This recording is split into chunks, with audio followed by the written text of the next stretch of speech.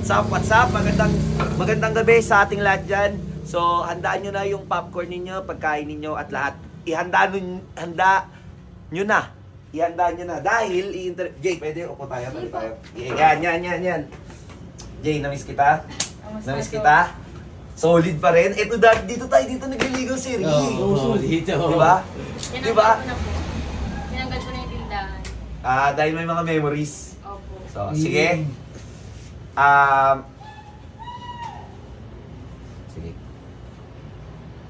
Sige, wait lang. I-ready ko lang yung mga tanong.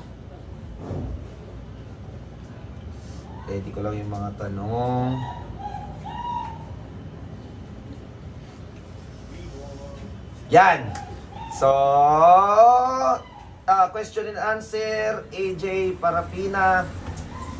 Yan. So, again, Jay, good evening. And magbati mo naman yung mga supporters mo dyan. So ayun guys, shout out sa AJ Fam. AJ Fam na lang ngayon. Wala na. AJ Fam. Okay. Sige. So, itong interview natin is normal lang. Kung ano lang yung nasa puso mo, sagutin mo lang. No script tayo, naka-live tayo. Nag-live kami from bahay namin sa Tagaytay hanggang dito, naka-live kami. Kaya ano nakita ko si Tito, sabi ko, tangina, gusto ko i-end live eh. Si Kuya, at sama ng tingin, kala mo. Di naman namin kasama si ano. Okay. Anyway, sige. So, una kong tanong, Jay. Kamusta ka naman? Ako? Okay naman po ako. Ayun, nagpapakabisi lang dito sa business ko. Pero okay naman na po ako. Okay. Yung pag sinabi mong okay, ano yung definition mo ng okay? Masaya ka ba? Ganun? Masaya. Papunta na sa pagiging masaya po.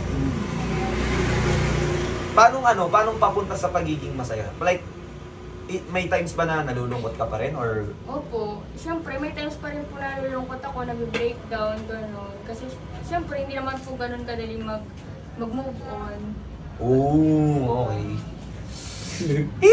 Ang lalim ng nakikita ko sa mata ni AJ, iba yung AJ na nakilala ko ngayon sa AJ noon na una. Kasi yung mata ni AJ parang may namimiss. So, yun lang. So, eto, since nasabi mo nga na move on, si AJ Parapina ba or Ana Joy naka-move on na ba? Sa totoo po, Sige, ulitin ko, Jay, ha? Si AJ Parapina ba, naka-move on na ba? Sa totoo lang, so, syempre hindi pa po. Hindi naman ganun kadaling mag-move on ngayon. Lalo na, di ba, niloko na naman po ako. Kaya, hindi naman po ganun kadaling mag-move on. Lalo na may pinagsama naman po kami ni RX. Okay. RX! Uy! Ano yun? Chismoso to. Si Mama si Boy, RX ka na. Okay, chismoso. Okay, sige. Okay, so, sa bagay, hindi naman din talaga ganun kadali. Ang hirap mag-move on kahit na niloko ka no? So, yun. Eto.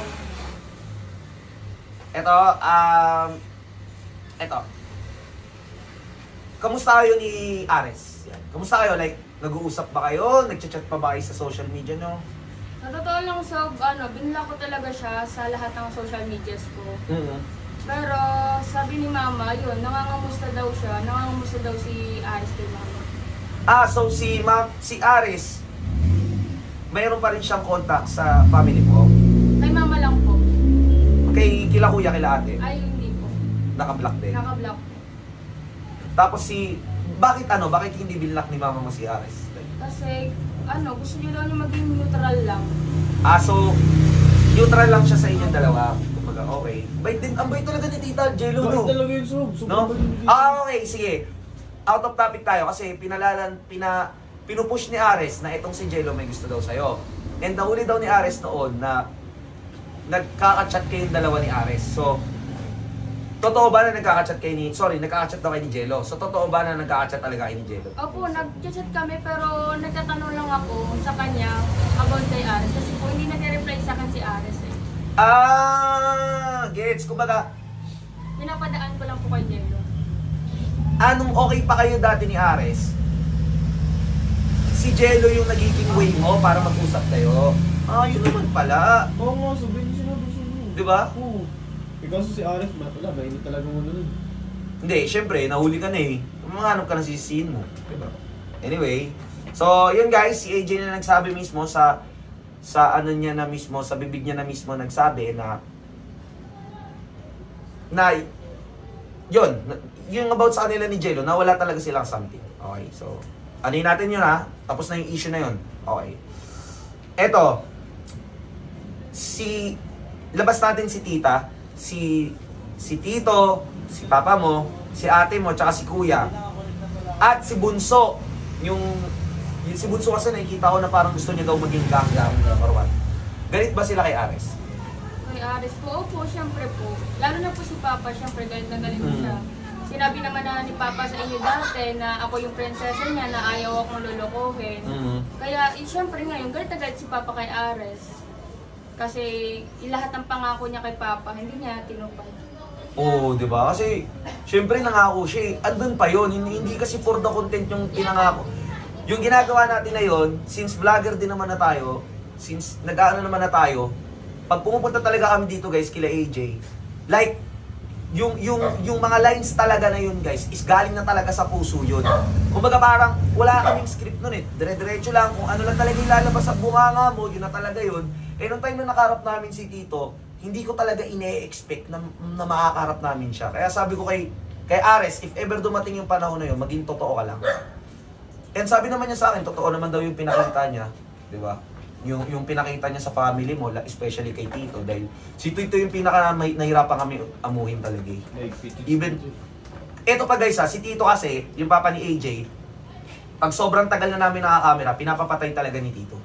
Kumbaga, hindi kasi siya sanay sa camera, hindi siya sanay na may mga vlogger siya nakakausap, tapos biglang si AJ, biglang parang nagkaroon na ng camera. So, sobrang bilis ng pangyayari, sobrang bilis ng exposure, sobrang bilis ng kasikatan nilang dalawa. Sobrang dami talaga tumangkilik sa inyo nun. Diba? So, kaya yun, parang, nagulat na lang din ako na si Tito lumalapit sa akin na parang, stop nyo muna yung camera. Tapos kinakausap kami nila Ares kung totoo daw ba yan or baka kung content lang. Kasi ang ayaw nga ni Tito is yung gagamitin si AJ. Kumaga parang, kumikita kayo, ginagamit yung anak ko. Ano nito pagkatapos si AJ yung talo. So, yun guys, yun yung katotohanan doon. So, yun, galit si Tito. And, yeah.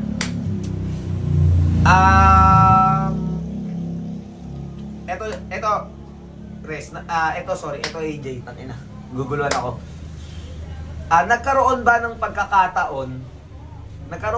ng pagkakataon na magkausap kayo ni Ares after or kay chat, usap, call, nung time na nalaman mo na tangina naglolo ko si Ares?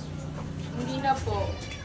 Hindi ko na siya kinausap kasi magsasayang lang ako ng laway sa kanya. Hindi rin naman siya makikinig sa akin. Kaya nag-long message na lang ako sa kanya.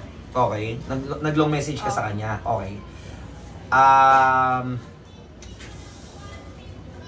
Pwede ko bang malaman kung ano yung parang kahit onti lang dun sa long message? Sinabi ko lang sa kanya na kung magmamahal siya uli, sana magpakatotoo na lang siya. Huwag niya na nalolokohin katulad ng ginawa niya sa akin kasi sobrang na-trauma ako sa lahat ng ginawa niya sa akin. Okay. Guys, itong interview na to guys, gusto ko lang is maging hindi one-sided. Narinig natin yung side ni Jello, narinig natin yung side ni Colin, narinig natin yung side ni Ares. At ngayon lang din nagkaroon si AJ ng time na ma-interview kahit gabi na. At kahit sobrang busy niya sa business niya guys, dito sa Las Piñas. Busy lang. Kaya ngayon lang din talaga kami nagkaroon ng oras na kausapin siya. Dahil kinukulit ko siya guys. And si AJ, bira niya na lang din akong replyan. Dahil nga, ang sabi niya sa akin is ayaw niya na daw muna madawit yung pangalan niya sa nangyayaring issue. Okay, so anyway, yun. Okay, Jay. Eto, next question ko. Nangihinayang ka ba sa nangyari sa inyo ni Ares? Panghihinayang po. So guys, ulitin ko lang yung tanong ha. Nagkaroon ba ng panghihinayang si AJ sa relasyon nila ni Ares? Siyempre, opo. Kasi lahat ng oras binigay ko sa kanya eh. Oo. Na dapat tinuon ko na lang sa akin, sa pamilya ko. Kasi lahat ng oras binigay ko sa kanya, mapasaya ko lang siya. Lahat ng oras binigay ko sa kanya. Eto, Jay. Eto, aminin mo lang to sa mga tao. Aminin mo to sa mga tao, aminin natin lahat. Nag-stop ka ba ng school? Yes po. Nag-stop ka ng school? Oh, nag-stop ako ng school ko dahil sa kanya para suportahan siya sa pag-vlog niya. Para lagi kami magkasama. Kahit ayaw nila mama po na mag-stop ako. Pero ayun, pinilit ko na mag-stop para suportahan siya. Talagang nag-stop ka ng school? Narinig ko kasi, nakausap ko nung nakaraan si Kuya. Kumbaga, nagka-chat lang kami ng onti ni Kuya. And ang sabi, ang pagkakaalala ko doon, ang sabi ni Kuya, ang kapal ng mukha ni Ares, pinatigil-tigil si AJ mag-aral para suportahan mag-vlog. So nagulat ako na nag-stop ka pala. So totoo yun, yung hindi siya issue. Hindi. Okay, sir. Okay. Anyway. Ito, AJ, kasi minsan napapansin ko sa mga vlogs ninyo, alam ko, marunong kasi ako maka-distinguish or maka-identify. Or, kasi sobrang tagal ko na rin nag-vlog. And yung mga way back kong mga vlog, pa dun sa mga Battle of YouTubers, nung streamers pa ako, nag-i-scripted talaga ako. Tawag kasi doon, content. Nagko-content talaga ako. Kailangan ko ng hype, kailangan ko ng ganito, kaya ako yung ginagawa. And napansin ko yun sa inyo ni Ares. May mga vlog ba kayo na ini-scripted nyo? Like, mga pranks ninyo or kung ano yung mga pinapagawa ni Ares? May moment ba na ganun? Yes po. Nung nagsimula yung December po, kung mapapansin nyo, puro pranks na lang po yung nangyayari sa amin. Hindi na po, wala na pong kilig, ganun po. Puro scripted na lang po lahat yun. Nagagalit pa nga po yun pag hindi niya nagugustuhan yung ginagawa ko. Reshoot kami na reshoot hanggang sa mapagod po ako. Hindi niya po nagugustuhan yung mga take na kinukuha namin. Opo, totoo po yun. Nagagalit po siya pag hindi ko nagagawa yung gusto niya. Kupal! Grabe talaga attitude niya, Ares. Seryoso? Hindi seryoso, Jay? Opo, totoo po yun. Pag nagagalit si Ares, natatakot ka?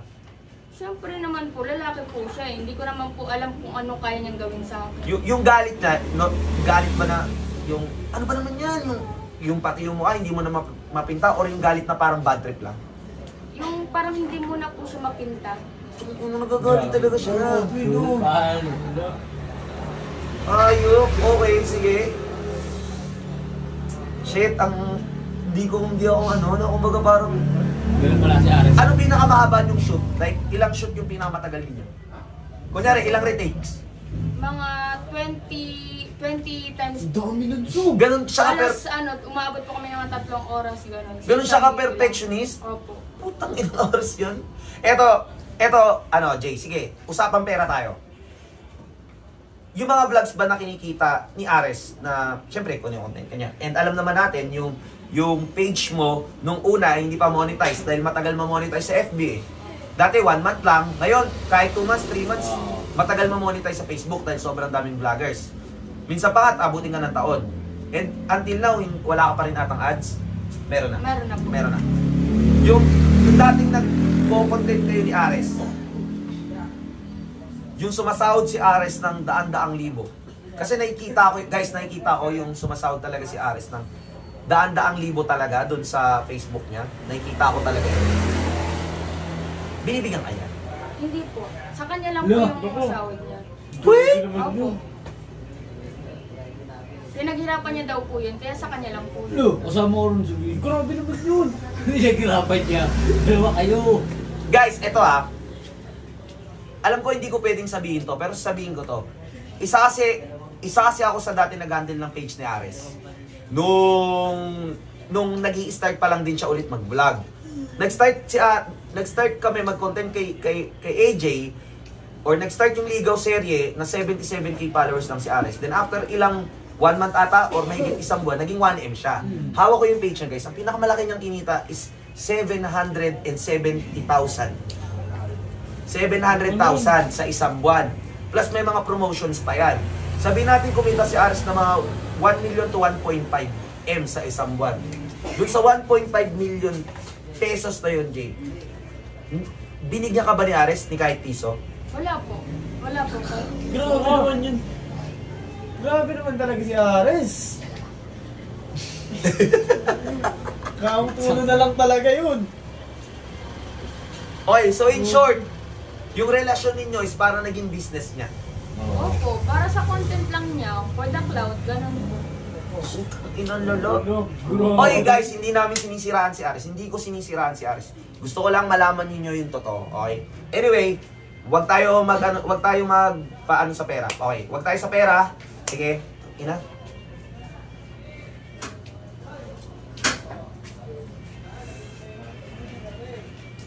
Ito, okay. Next natin. Ito, next question. Grabe, ina, nagulat ako. Grabe si Ares. Gago. Grabe. Ganun pala yun. Tangina. Eto, Jay. Tangina, nagulat lang. Gagong Aris to. Kalibaw eh, no? Shit. Eto. Medyo personal tong tanong ko, AJ. Medyo personal to. Kaya sana, okay lang. Sana sagutin mo lang din ang totoo. Although personal to. Okay? So, mahal mo pa ba si Ares? Opo, mahal ko pa po siya. Kasi sinabi ko naman po sa inyo, hindi naman, ang dami po namin pinagsamahan ni Ares, ilang years din po kami nagsama. Pero siyempre, mahal na mahal ko po siya. Okay. Kaya nga po ako nagpakatanga eh.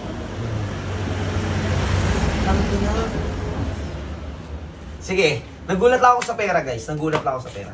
Why? Kasi nung kinontent ko silang dalawa, kumita ako doon sa Ligaw Serye. Aminin ko yun sa inyo guys. Kumita ako sa Ligaw Serye. At binigyan ko si AJ doon. May party si AJ doon. Ngayon si Aris, hindi ko binigyan. Ito yung totoo guys ha. Kumita ako sa Ligaw Serye. Binigyan ko si AJ. At ang chat pa nga sa akin ni AJ noon is first time niya daw makahawak ng ganong kalaking pera. Okay? Si Aris, hindi ko siya binigyan. Bakit? Kasi nga, yung page niya, napa 1M natin. Naging 1 million yung page niya, guys. Win-win kami doon. Kumbaga, free promotion yun. Si AJ, hindi siya vlogger nun. Hindi siya nagpa-vlog nun. Pinasok na lang niya yung pagbablog. Siyempre, kilala na siya eh. Diba? Hinahanap na siya ng mga tao eh. Gumagawa na yung mga tao ng mga poster. Then why not? Diba? Nagawa na lang siya ng... Kaya binigyan ko si AJ ng pera nun. Ginawa ng page. Kahit pa paano na-boost ata yung business mo nung lipstick, diba? Yung mga lip tint, yun. Tapos nakilala siya, nagkaroon siya ng mga projects, nagkaroon siya ng... Kumita rin siya kahit pa paano. Although si Ares, di ko talaga siya binigyan. Kasi win-win kami doon. Win-win kami doon, guys. Dati ang kinikita ni Ares, nung 77k followers pa lang siya, malaki na yung 50k per month. Malaki na yun. Pero nung naging 1M na siya, talagang paldo talaga yung kinikita niya, di ba? Paldo talaga. Anyway, sige. Kung magkakaroon ng pagkakataon, naligawan ka ulit ni Ares, or pormahan ka ulit niya, ligawan ka ulit niya, pumunta siya dito, gawin niya ulit yung ligaw serye niya, okay? Bibigyan mo ba siya ng chance? Or at least man lang kakausapin mo? Hindi na po. Okay na po yung ilang beses ko siya pinatawad. Okay na po. Nahayaan niyo na muna po akong mag-heal. Yun lang po. Tangina. So, in short, wala na siyang pag-asa? Hindi po. Wala na po kahit lumuhod siya sa harap ko. Hindi ko na siya papatawarin. Tanginang lala. Sakit na. Tangina.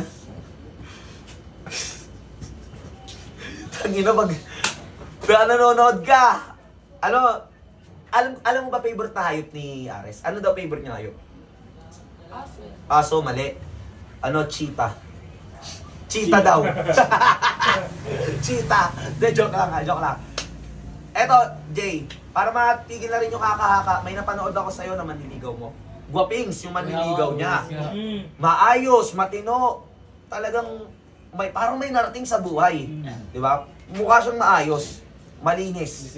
Decente, in short. Since nakita ko yun, pumasok na lang dito sa isip ko. Itong question na to, may nanliligaw na ba sa'yo? Meron po, madami. Pero hindi pa po ako nag-entertain ngayon. Ayoko pa po muna kasi, ayun, focus muna po ako sa business. So, kumbaga, ayaw mo nang manliligaw muna. Ayoko po muna. Okay. So, alam ko, busy ka, Jay. Alam ko na busy ka talaga sa business mo and congratulations. Guys, itong business ni AJ na to sa Pilar to. Sa Pilar Las Piñas, okay? Dito sa may Jollibee. So, pangalan is Coffee Break. Ayan. So, shoutout Coffee Break. Ngayon, ending lang natin. Ending lang. If nanonood ngayon ng ex-boyfriend mo, dahil for sure nanonood to. If nanonood ng ex-boyfriend mo, anong gusto mong sabihin sa kanya? Ang gusto ko lang sabihin sa'yo, Ares, grabe lang, sana una pa lang sinabi mo na hindi ka na masaya. Dapat hindi na natin pinilit kung hindi mo na din kaya, kung hindi ka na masaya sa akin. Ayun lang, sana maging masaya ka sa buhay mo, sa pagiging ganggang mo. Hindi ko na rin mapipilit, hindi ko na rin hawak yung utak mo. Ay, kung saan ka masaya, sige, doon ka na. Wala na akong pakailang kasi, ayun, nag-move on na rin ako at yun, papunta na rin naman ako doon. Tang-inang sakit! Cheese! Ang sakit! Siguro nung minsan nanonood, naiyak na yun. Ha? Naiyak yun. Hindi, gumagawa ng plano yun. Kilala ko yun. Gagawa ng plano yun. Kaya, di natin alam, maybe one of these days, bigla yun pumunta dito, magpapansin, di ba? Sabagay, So, si Aris yun eh. So, kami ni Ares, Jay, hindi, like, kinat ko na rin yung communication ko sa kanya. As in, like, biglang ang laki ng pagbabago niya. Sobra-sob. Di ba? Lumaki yung ulo niya. Kinain siya ng kasikatan, kinain siya ng pera. Yun ang naging problema kay Ares. Kasi si Ares, kilala ko yan, maayos naman yan, mabuting tao naman yan. Pinakilala mo nga sa mga magulang. Dati around October, lagi ko pa niya kinukwento sa akin. Hindi ko alam na bigla siya naglaylo sa amin around November pa lang. November, naglaylo siya. December, lagi niya nakasama yan sila Radic. Tapos lagi silang lumalabas. Hindi ko talaga alam kung saan sila pumupunta. January, yan na, medyo nagkakasungay na. February na talaga yung na-trigger na siya. So, ako yung sinisisi niya kung ba't kayo naghiwalay. Dahil daw, binroadcast ko sa social media yung pag-iwalay ninyo. Pero ito yan, guys. Si AJ nag-chat sa akin. Ang sabi sa akin ni AJ, guys, sorry, pero sasabihin ko na sa mga tao dahil ayokong lokohin yung mga fans namin. Ayokong lokohin yung J-Res. Sasabihin ko po yung ginawa ni Ares. Ilalabas ko lahat ng screenshot, ilalabas ko yung video, ilalabas niya lahat. Anong sabi ko? Pag-usapan muna natin, AJ. Ako na munang bahala. Ako nakakausap kay Ares. Ako na mismo, ilalive ko mismo yung breakup niyo. Please. May pangalan si Ares. Pinoprotektahan pa rin kita, Ares, hanggang sa uli. At yun ang hindi mo alam. So, yun. Anyway, Jay, thank you so much. Tangina, solid. And gago, wag ka umiyak sa harap ko. Wag ka umiyak. Wag ka iiyak. Ayoko niyan.